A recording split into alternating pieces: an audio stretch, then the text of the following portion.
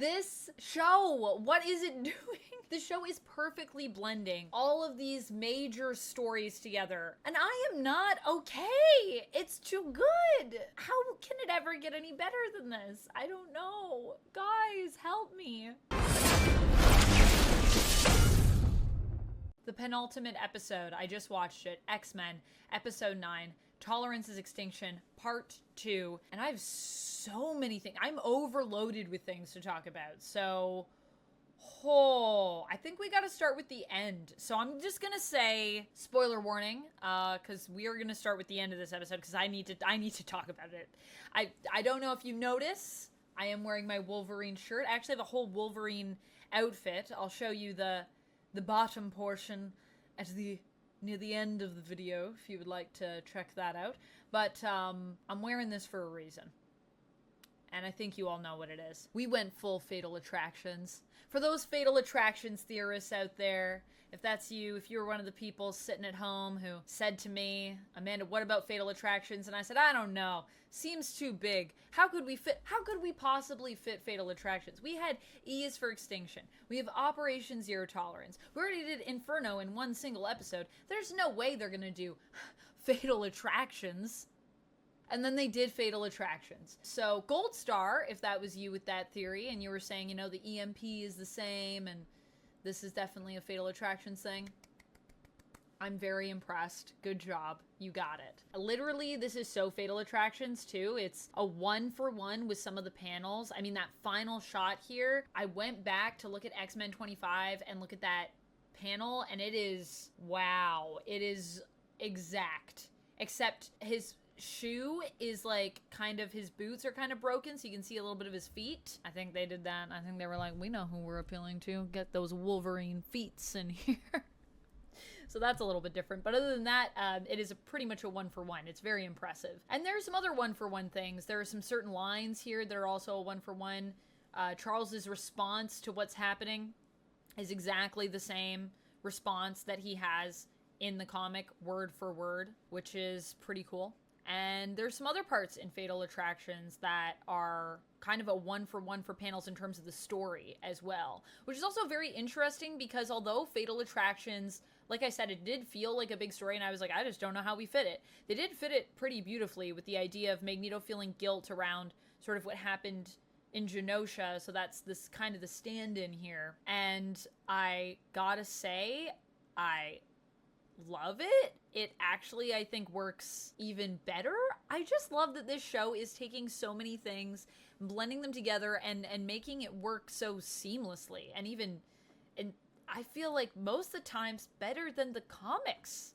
It's so streamlined. It's so brilliant. I just don't even know how they did it. I would have never thought to blend those three things together, but it really does work. So I'm very impressed. Also, with what's going on with Fatal Attractions, we are planting some seeds for some pretty big stuff that is coming that I think a lot of people have been theorizing about.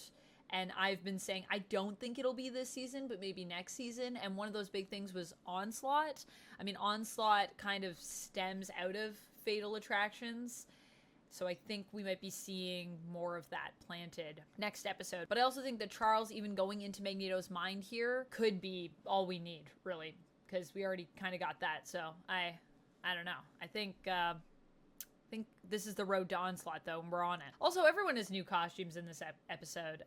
Many, many new costumes. I recognized most of them, so Forge has his, his 90s. He's got his millions of pouches costume, which I love. Roberto has his New Mutants costume, which also looking great. Jean goes Marvel Girl, which I love to see the Marvel Girl outfit. I think it's one of my favorites for Jean, just overall. I love Marvel Girl. I love the mask. It's so good.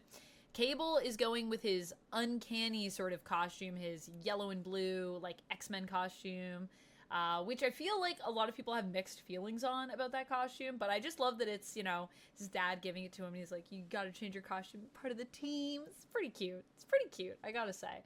Family bonding. Wolverine gets his brown costume, which now I know why some people are asking me about my thoughts on that costume, which also is pretty telling to, I think, yeah, this is the brown costume. I mean, and then everything goes to all heck, so... But at least he got a nice costume change out of it, I guess. That's always nice. There's also a fun joke in here about the black leather costumes, where Cyclops gives Cable the costume, and he's like, what, did you expect black leather? And I'm just like, oh, the reverse of this from the X-Men movies. So fun. So fun. I love it. I just thought it was really funny. Storm's new old look, her new look, but it's technically her original old look in the comics, is also in the opening credits, but there aren't a lot of changes that we get to the opening credits this episode. The people that were running towards us, where I was saying the Sentinels were in the back, the people were running towards us, and then we had, you know, Magneto and his mutants and Professor X and his mutants clashing, were no longer people. They were Prime Sentinels, so that's interesting.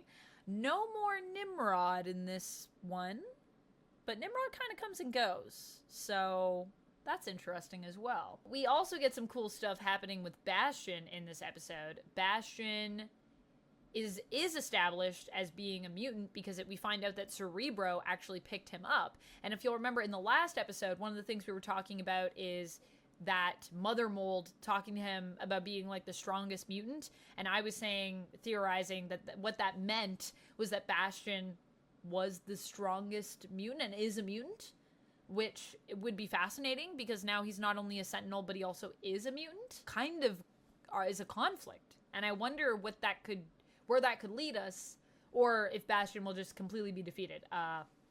We'll have to see. But it was cool to see that firmly established here. That does seem to be what that meant, so that was cool to hear. Bastion also gets to be up on his cables. It's like one issue where that happens in the comics, and I love that we referred to it because it does look super cool. It's some really cool art, and it also looks super cool here. We also kind of get like the Last Supper with the Sentinels all sitting at this table before they get up and like deploy. It's like, man, this seems like it's not going to be good for the Sentinels. That's all I'm saying about that. So something that people were asking about, and I feel like people are confused on, is Morph's shape-shifting abilities. A lot of people have been asking how Morph's powers work exactly. I think because of this episode especially, but perhaps you've had questions the whole time and I'm only getting to them now. I know this episode, I think, has people confused because Morph ends up shape-shifting into the Hulk, and there were some people that were asking, if Morph can do this, then why don't they just shapeshift into anyone that's super OP? They could just shapeshift into Exodus or Phoenix or Vulcan, or they could shapeshift into Scarlet Witch and use chaos magic and just do anything. That would be because Morph doesn't actually get the powers of who they shapeshift into. So what happens with Morph is Morph basically works how Mystique does, also in the animated series and kind of in general. Mystique can use her body to shapeshift into pretty much anyone, anything. Basically, Morph's powers work like Mystique. Can shapeshift, change the voice, all of those things. But cannot get powers. Can take on physical mutations, which can resemble almost like powers. Could give themselves claws. Yes. Could even create weapons with their body. But they will not have the exact power set of the person that they are shapeshifting into. So for example, if Morph has Wolverine's claws, those claws, even though they might appear to be adamantium coated, are not going to be actual adamantiums. They won't be as strong as Wolverine's claws. Can shapeshift into magic and have a soul sword, but that soul sword won't be an actual soul sword, so it won't be as powerful. Could shapeshift into Colossus and have a metal organic body, but it won't actually be metal or organic metal, if that makes sense. So it's like close, but it's going to be weaker then. So probably when Morph is the Hulk in this episode, don't think of it as like a 1-for-1 to the Hulk's strength, because that's not what it's going to be. Morph's going to be a weaker Hulk, but they do look like the Hulk. I think mostly Morph just likes to shapeshift because it's also really fun to shapeshift. So, and that is Morph's mutation. In the Exiles version of Morph, though, in case you guys wanted a little bit more information, I thought I'd just pepper some in here. The Exiles version of Morph, which is also where the design for X-Men 97 gets its look for the character, is from Earth 1081, and this version of Morph is pretty powerful. This version of Morph can fly, they're invulnerable, they have super strength, super stamina, so they are a bit more juice, and they also have a healing factor as well. So they can shapeshift and have all of those things. But still, they cannot take on powers. So they can't do, like, Cyclops' Eye Blast. Even Kevin Syndey's Morph from Exiles, I should say. So many Kevin Sydneys. Magneto also does a pretty cool thing in this that is reflected in Fatal Attractions, which I loved. So Magneto does come to the X-Men and sort of has this confrontation. But in this case, Magneto is asking them to join him. He has Asteroid M with him. He's come to kind of confront Charles and call him out and say to the X-Men, you know, Charles has kind of failed you here. You know, you should all come with me. And we get some pretty cool one-for-one panels once again with Fatal Attractions here. A little bit different in terms of the panels to the shots and also in terms of what happens. Rogue does end up going with Magneto, whereas in Fatal Attractions, she goes up to him and kisses him and tries to take his power, but then he's like, boom, don't try to take my power, and she gets rejected there pretty badly. But he does say thanks for the kiss, so, you know. Thanks for the kiss. However, in the show, Rogue does decide to go with him and ultimately rejects Charles.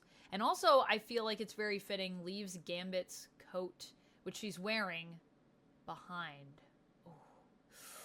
Ooh.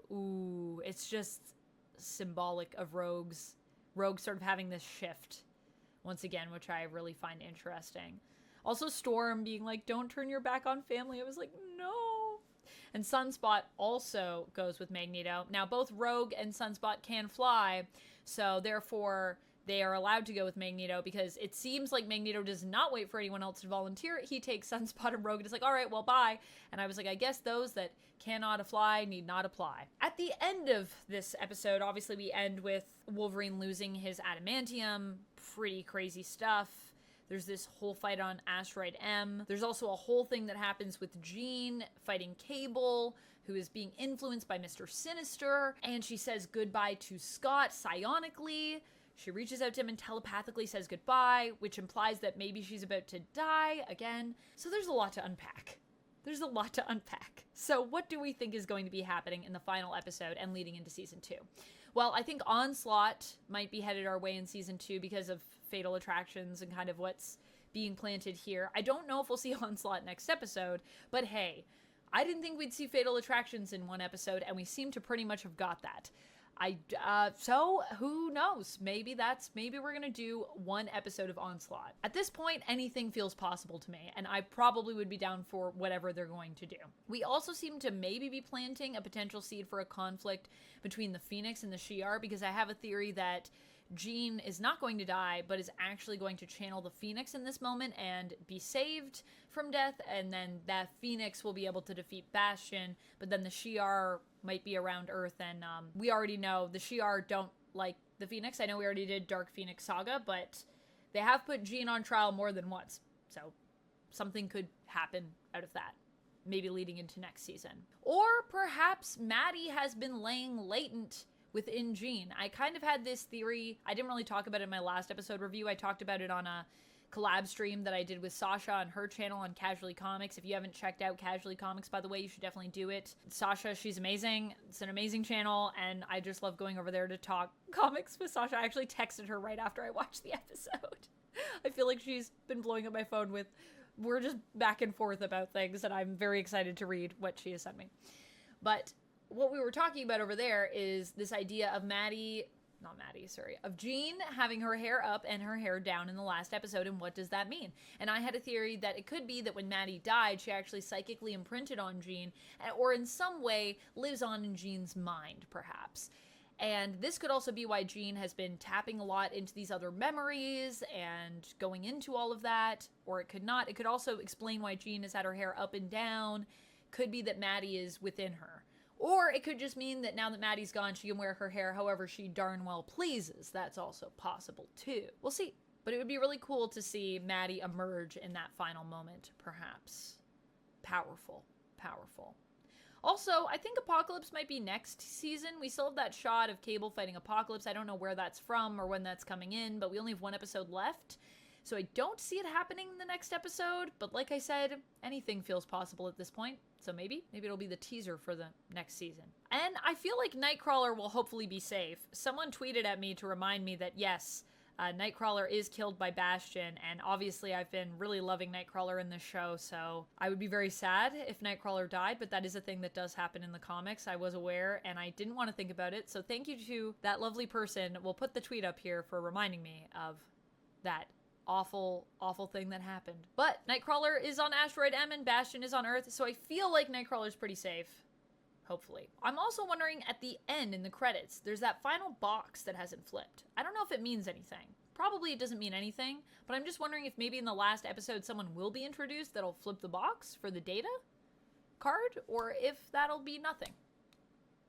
Probably nothing. It's probably just aesthetic because they had 12 spaces there and they only had 11 characters. But if you have a theory about who that could be, let me know in the comments. I'd love to discuss it with you. It's just fun to talk theories, whether they're right or wrong. It's just a good time. That's pretty much it for this one, friends. I think I gotta give this episode a 10 out of 10. It blew my little mind. I can't believe we did Fatal Attractions. These people are mad lads. They're crazy. All right, well, that's all for this one. Thank you so much for watching. And until next time, friends, stay nerdy.